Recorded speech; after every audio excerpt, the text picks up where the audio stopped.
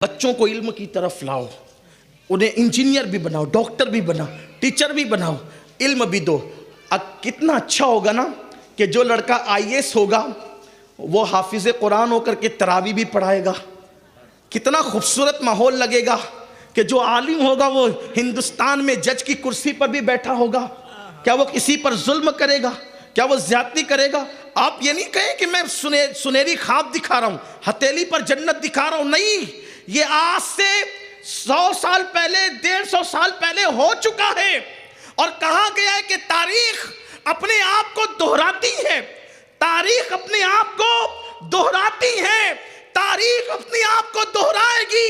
میری قوم کے جوانوں، عاشقان مصطفیٰ، صرف تم بیدار ہو جاؤ، کسی اور کی مدد کی ضرورت نہیں ہے۔ مسلمان دل پہ لے لے، مسلمان بیدار ہو جائے، تاریخ اپنے آپ کو دہرائے گی۔ وہ وقت پھر آئے گا، وہ دن پھر آئے گا، وہ زمانہ پھر آئے گا کہ اللہ اکبر، جو عالم ہوگا وہ جج بھی ہوگا۔ اگر کوئی کہے کہ حکومت تو ہماری نہیں ہے، دوسروں کی حکومت میں جج کوئی کیسے بنے گا؟ ہم نے کہا 150 سال پہلے ہو چکا ہے کہ ایک جج ایسا تھا جسے دنیا فضل حق خیر آبادی کے نام سے جانتی ہے۔ انگریزوں کی حکومت میں وہ عدالتوں میں فیصلہ بھی کرتے تھے، اور جب اذان ہوتی تھی تو مسجد میں آ کے نماز بھی پڑھاتے تھے۔ ہو چکا ہے یہ، لیکن کرنا ہے یہ اپنے شوق کو کم کرو۔ جتنا گٹکا کھا کر کے تھوک دیتے ہو، اگر اتنے پیسوں کو ایجوکیشن کے راستے میں استعمال کرو گے، اپنے بچوں کو بہت پڑھا سکتے ہو۔ یہ میری مائیں اور بہنیں بیوٹی پارلر کی جو نظر کر دیتی ہے اپنے پیسوں کو، اگر وہ بچا لیں۔ کوئی ضروری ہے ہر شادی میں نیا کپڑا ہونا چاہیے؟ کوئی ضروری ہے ہر فنکشن میں نیا کپڑا ہونا چاہیے؟ ایک ماں باپ صرف 10 سے 15 سال اپنی خواہشات پہ کنٹرول کر لیں اور یہ عہد کر لے، مجھے اپنے بچوں کو پڑھانا ہے، مجھے اپنے بیٹے کو پڑھانا ہے۔ پھر دیکھو آپ کا بچہ پڑھے گا کہ نہیں پڑھے گا۔ آؤ، ماں کی بات آئی ہے، اب میں ماں سے توجہ چاہتا ہوں، دائیں بائیں پردے میں بیٹھی ہوئی میری بہنوں کی توجہ چاہتا ہوں۔ دیکھو جتنے بھی اولیاء اللہ گزرے ہیں، اکثر بڑے بڑے اولیاء، ان کے باپ دنیا سے رخصت ہو گئے، جب وہ ننھے سے بچے تھے ان کے باپ دنیا سے رخصت ہو گئے، اور پھر ماؤں نے ان کو پڑھایا، محنت سے پڑھایا، کوششوں سے پڑھایا۔ آج تو بہت راحتیں ہیں، آج تو اللہ اکبر مدد کرنے والے لوگوں کی ایک بڑی ٹیم ہے، آج تو مدد کرنے والی بڑی بڑی تنظیمیں ہیں، بڑے بڑے ادارے ہیں۔ اس وقت ایسا نہیں ہوتا تھا۔ جانتے ہیں آپ، ایک نام ہے حضرت سیدنا محبوب الہی نظام الدین اولیاء کا نام، نظام ملت والدین۔ حضرت نظام الدین اولیاء کہتے ہیں میرا بچپنا تھا، میرے والد کا انتقال ہو گیا، حالات بگڑ گئے، حالات خراب ہو گئے، ہمارے یہاں کئی کئی دن تک چولہا نہیں جلتا تھا۔ دیکھو ماں کی تربیت بھی کیا ہے، اگر آج بچے بھوکے ہو تو عورتیں اپنے بچوں کو روڈ پہ لے کر نکل جاتی ہے، میرا شوہر مر گیا ہے میری مدد کرو۔ لیکن اللہ اکبر، غیرت کا عالم کیا ہے، حیا کا عالم کیا ہے۔ بے پردہ گھومنے والی میری بہنوں، اگر تم بیوہ ہو چکی ہو تو آبرو کا سودا تو نہ کرو، زندگی گزارنے کا سلیقہ موجود ہے، زندگی گزارنے کا طریقہ موجود ہے۔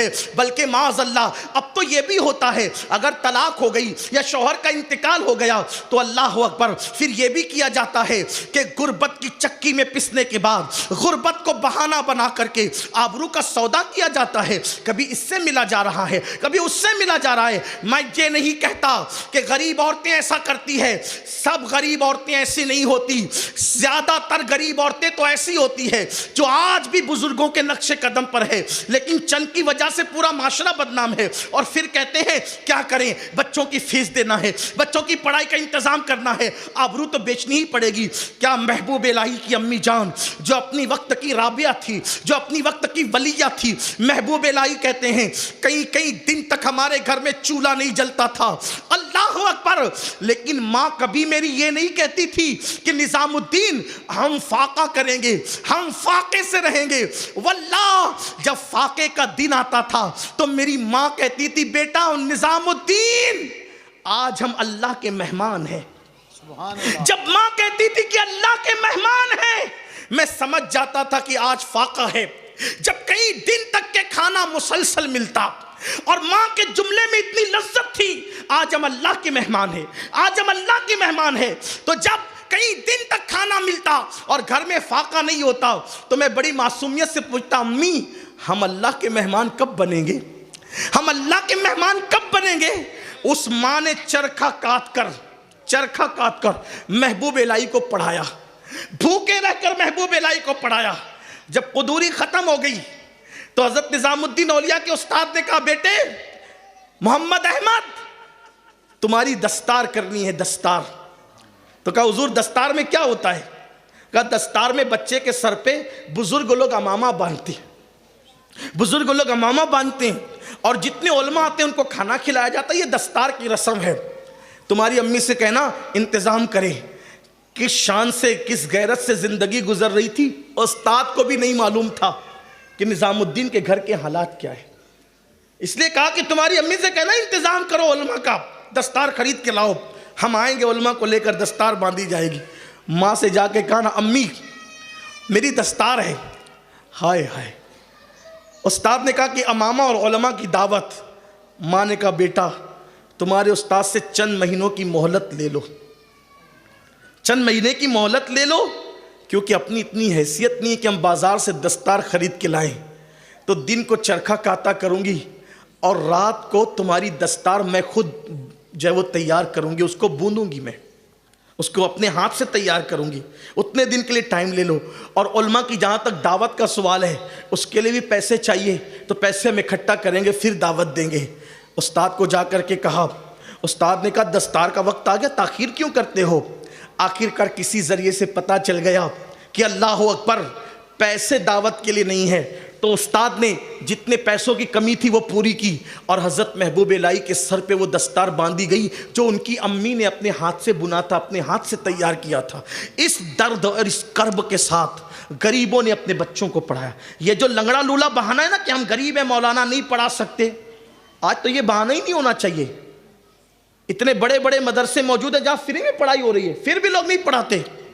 اس وقت پڑھائی بہت زیادہ مشکل تھی، پھر بھی بچوں کو پڑھایا جاتا تھا۔ اچھا ایک خاص بات، غریب یہ کہہ کر کے کہتا ہے کہ میں اپنے بچوں کو نہیں پڑھا سکتا کہ غریب ہوں، امیر اپنے بچوں کو مدرسے میں بھیجنا نہیں چاہتا، جبکہ تاریخ یہ ہے، تاریخ کہ غریبوں نے بھی اپنے بچوں کو پڑھایا اور امیروں نے بھی اپنے بچوں کو پڑھایا، بلکہ بادشاہوں نے بھی اپنے بچوں کو پڑھایا، اور صرف پڑھایا نہیں بلکہ خود پڑھے بھی۔ اس مجمع میں کتنے میرے بھائی ایسے ہوں گے جنہیں قرآن پڑھنا نہیں آتا، لیکن وہ یہ کہہ دیتے یار بچپنے میں کھیل کود کی، بڑی وہ کی، بڑی غفلت کی، ٹائم نہیں تھا، ایسا نہیں تھا، ویسا، اب نہیں پڑھ سکتے۔ کیوں نہیں پڑھ سکتے؟ جب 40-50 سال کی عمر میں کمپیوٹر سیکھ سکتے ہو تو اللہ کی کتاب کیوں نہیں سیکھ سکتے؟ 40-50 سال کی عمر میں جم جا سکتے ہو تو اللہ کے گھر میں اللہ کی کتاب سیکھنے کے لیے کیوں نہیں آتے؟ 40-50 سال کی عمر میں انگلش اسپیکنگ کورس کرنے جاتے ہو تو اس کے لیے کیوں نہیں آتے؟